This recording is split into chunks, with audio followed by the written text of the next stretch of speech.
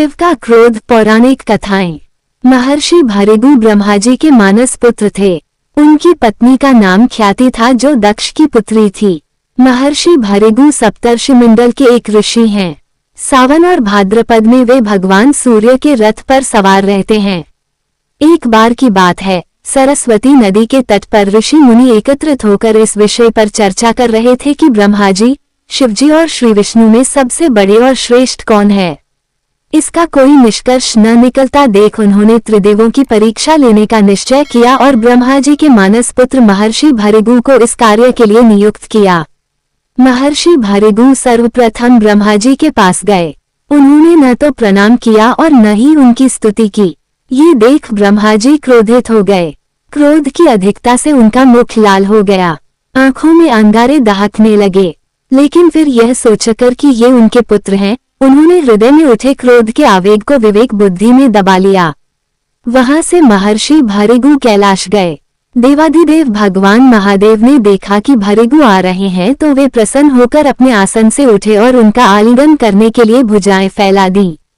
किंतु उनकी परीक्षा लेने के लिए भृगु मुनि उनका आलिंगन अस्वीकार करते हुए बोले, महादेव, आप सदा वेदों और धर्म की मर्यादा का उल्लंघन करते हैं।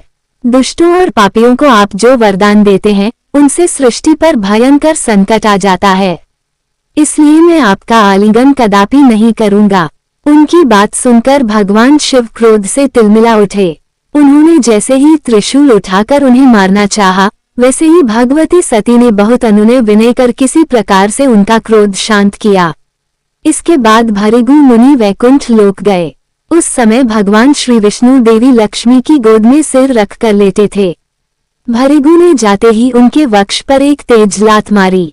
भक्त वत्सल भगवान विष्णु शीघ्र ही अपने आसन से उठ खड़े हुए और उन्हें प्रणाम करके उनके चरण सहलाते हुए बोले, भगवान, आपके पैर पर चोट तो नहीं लगी? कृपया इस आसन पर विश्राम कीजिए। भगवान, मुझे आपके शुभ आगमन का ज्ञान न था, इसलिए मैं आपका स्वागत नहीं कर सका। आपके चरणों का स्पर्श तीर्थों को पवित्र करने वाला है। आपके चरणों के स्पर्श से आज मैं धन्य हो गया। भगवान विष्णु का ये प्रेम व्यवहार देखकर महर्षि भृगु की आंखों से आंसू बहने लगे। उसके बाद वे ऋषि मुनियों के पास लौट आए और ब्रह्मा जी, शिवजी और श्री विष्णु के यहाँ के सभी अनुभव विस्तार से कह बताया।